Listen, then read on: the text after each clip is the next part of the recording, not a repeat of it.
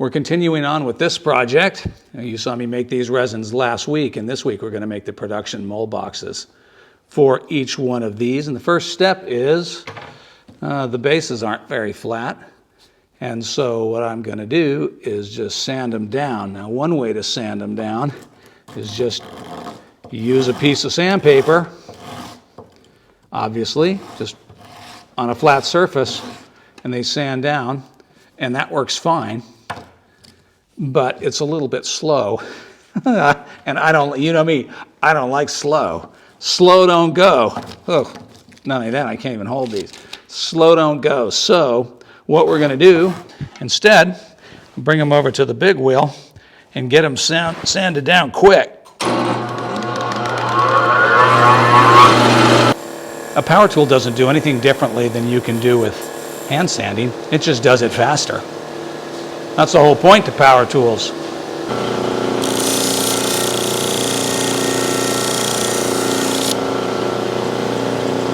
It makes them nice and flat, nice and quick.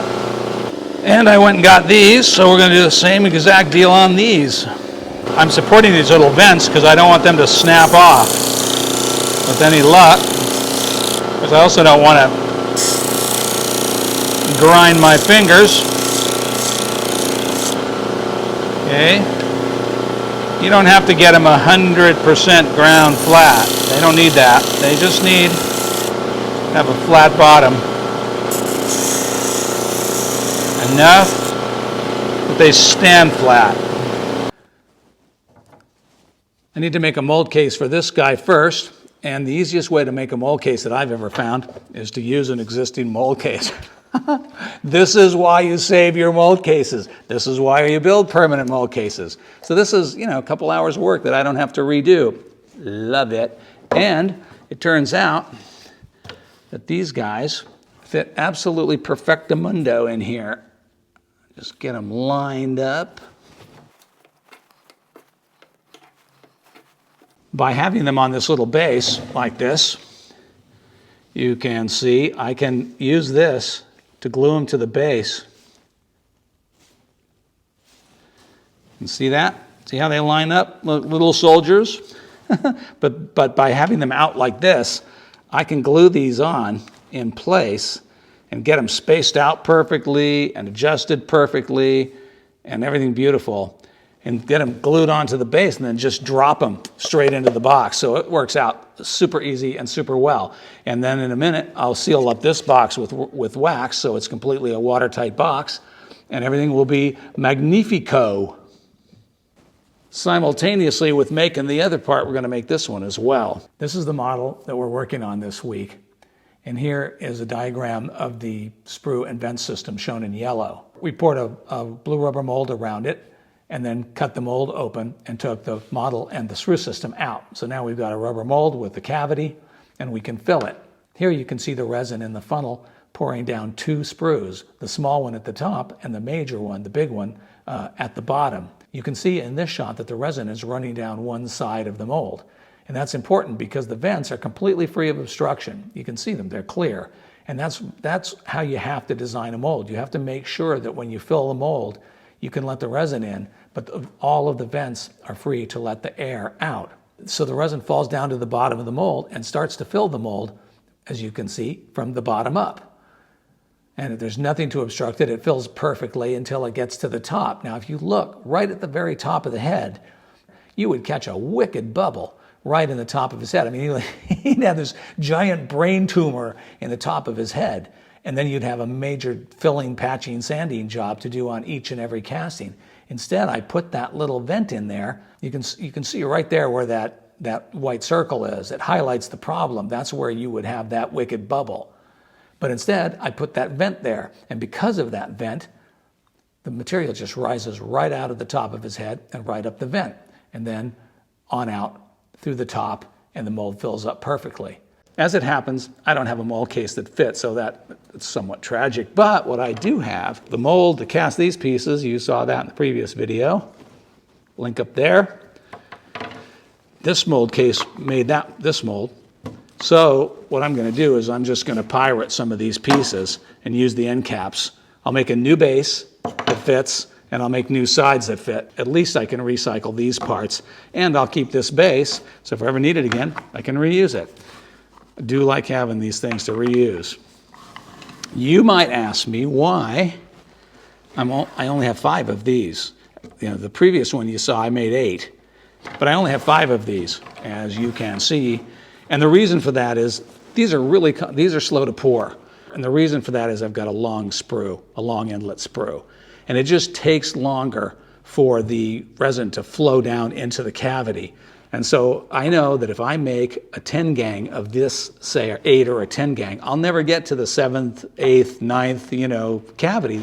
The resin's going to go off in that batch. So I'm going to only pour 5 at a time. And instead what I'll do is I'll make 2 molds and run 2 tanks on that. And it'll go just as fast. Let's get cracking.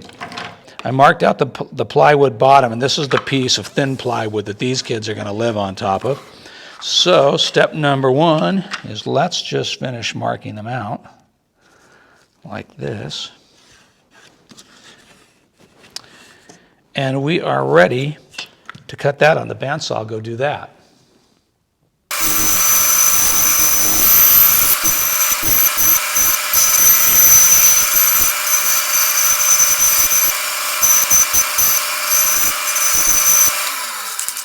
Go clean that up on the big sander.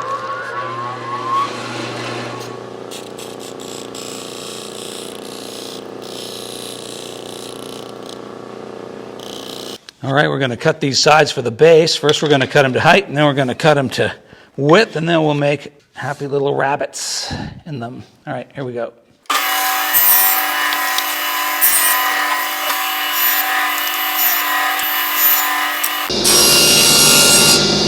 All right, I cut these little rabbits. You can see them on the table saw. They're just small little rabbits. That just helps the thing to, when I tape it all together, to kind of hold together better. And it looks like, I tell you what, I eyeballed those, and they're pretty good. This mold case does not have to be watertight, and that's a good thing because it's not watertight, but it's going to be sealed up plenty good with beeswax. As you can see, I broke out the old beeswax. There's some orange color in there so you can see it easier, what I'm doing, and so that I can see what I'm doing easier.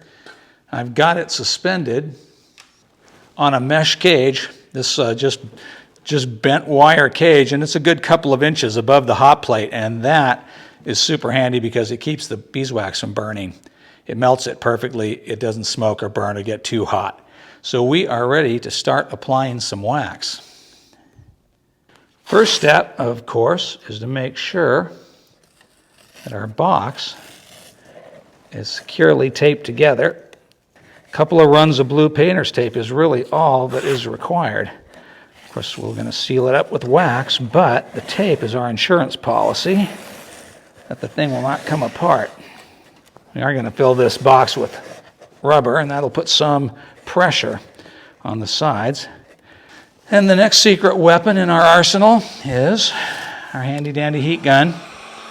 Basically, all I'm going to do is seal up all the seams with beeswax. Paint up all the seams. Make sure everything's nice and wet down in there, stays nice and hot. And I'll go around and make sure that the wax runs into all the seams. Self-flow into the seams. A lot easier to do this than it is to film it. Oh well. Hey, what good would it be if I did it and didn't show you? I'm going to lay it down.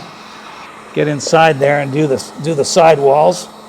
This isn't about pretty, it's about no leaks. And that just basically means keeping the wax hot enough to flow. This is not a precision job, it's just you just have to make sure you get all the wax to melt into the seams. I have all of our little men lined up on the base, and now we break out the sticky wax, crank the machinery, my little waxer, on high, and away we go. We're going to glue these kids on here. Simple sticky wax job, one at a time, and I can position them because I've got them pre-positioned. I don't have to guess where they're going to go. I just have to put them in place one at a time like this, and it's a slow process. I'm going to take my time. because I do not want to mess this up. This is not something that I want to screw with and mess up.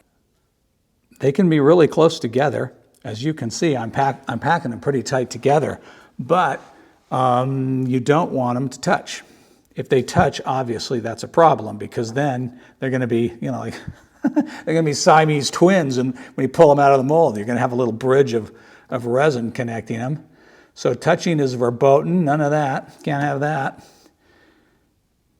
But they can be close. You want them in there nice and tight. I'm going to check them from the top. Oh yeah, oh yeah. Okay, good. And I'm gluing them in there pretty securely, but this is wax. And when it's time to take this mold case apart and to cut these boys free, I want these pieces that I'm gluing on here to pop off easily, because they have to be able to pop. Everything has to, you know, it has to be secure yet easy to take apart. As usual, it seems like everything in mold making is a trade-off between a bunch of different things. It's like everything has to be hot and cold at the same time. So you want these bonds to be strong, but at the same time, you want them to be breakable, easily breakable, when it's time to take the mold apart. Yeah, looking good so far. Going together really well. Very pleased how well they're going together. This is a nice base because it's got a nice flat base. Makes it easy. You want that because that base is actually the opening of the pour funnel. So you want there to be a really nice pour funnel on each one of these. That's something you want.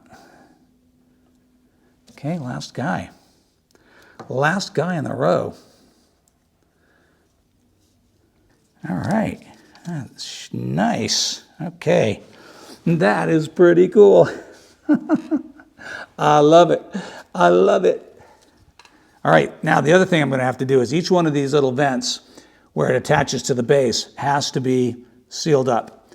All right, let's see if we can get my boys, my gang, to drop down into their box. Any luck, we can. It's a little tight squeeze.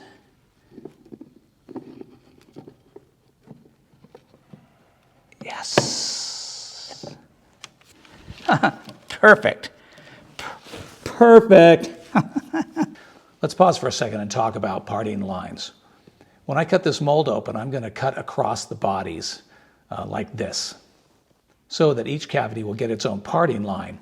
And that's important because when I put the rubber bands on, the pull of the rubber bands is going to be perpendicular to the parting lines. And that's exactly what you want.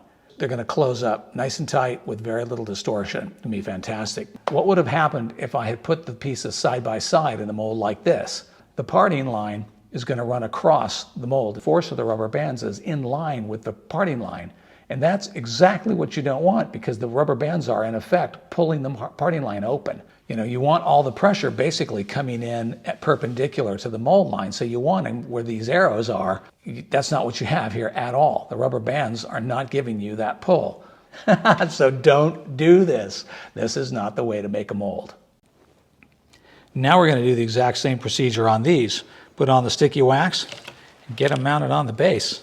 You know, that one's good. And that one's a little better, so that's good. I like that. That one's just fine. Okay, next. This is looking really good. I think we are ready to drop these in. I hope they drop in as easily as the last one did, because if they don't, I'm going to be a very sad human. Check it out. That's what they look like. They're nice. I think they're looking pretty good. Let's see, they're on there pretty tight. No worries. Okay, excellent. Then you get a nice even mix when you put the hardener in first and add the rubber to the hardener. You get a nice even mix. And when you scrape the sides, you don't have a lot of uncured white resin sticking to the sides of your cups. And that's why I do that. All right, into the tank we go. This video is long enough, so I'm shortening it by not showing you the metering out, the measuring of the rubber and the de-airing of the rubber in the vacuum chamber. I've covered that in just about every silicone rubber video I've made so far. You can either just watch this video here, link above, or just go to my silicone rubber playlist. And I tend to cover slightly different aspects of silicone rubber pouring in different videos. So you can check those out as well. I sprung a little leak down here in the corner, which pisses me off. That's the kind of thing that'll destroy a man's reputation. Sewed, not the first time, won't be the last. So it's just this little area in here that's leaking. So what I did is I wrapped some packing tape around the outside of the mold to help dam it up. And that just slows down the spread while we wait for the rubber to gel. And I put 2 clamps on it just in case. I'm telling you, this stuff could leak out of the most microscopic hole. Anyway, this will be okay. We'll get there, and no worries.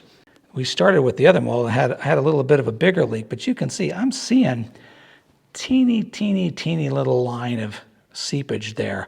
Don't think that would amount to anything, but just in case, I'm going to take a little rope of oil clay and throw it down in that seam. Oil clay does a nice job of keeping this stuff from flowing. Look right down in here. See that tiny little pinprick of a leak? So that's coming out of a microscopic pinhole. Probably would not cause any problems, but it's not going to hurt anything either to jam some oil clay in there. You will evolve methods. I promise you, you will evolve methods for coping with leaks, because there's no way you're going to live your life without them. This could be the last pour, but I'm not sure. Let's see. While I dump this rubber in here, it's as good a time as any for me to say thanks for watching. Hope you liked it. Hope you got something out of it. If you did, hit that like button. I think that I have just enough rubber to top this thing off. We shall see. One of my pet peeves in life is to fill a mold and then wind up about 1/4 of an inch or 1/8 of an inch short. That makes me mental. You never really know how much rubber it's going to take till you've made one. If you're making subsequent molds, of course, you know how much rubber you're going to need. You don't have to calculate it, you can just weigh it. Looks like we're going to have just enough, which is pure luck. I didn't calculate the volume or anything. I just did it in successive pours. Yep, I have just enough. Perfect. It came out perfect. It's better to be lucky than good, let me tell you. And lucky I am. All right. Now you can see all these bubbles on the top. Those are just on the top layer. They are not through and through, and they'll pop right out. In fact, you can just blow on them and pop them out. Looking good. I think that we have accomplished what we set out to accomplish. See how far down they are. Oh yeah, we got plenty of meat on top of those kids. Very good. All right. Thanks for watching. I hope you liked it. I hope you got something out of it. If you did, please hit that like button. And comments, love to hear them. Just let me know what you think. I really like hearing from you and appreciate it. If you haven't subscribed, hit that button. Otherwise, thank you so much for subscribing, and I'll see you next time.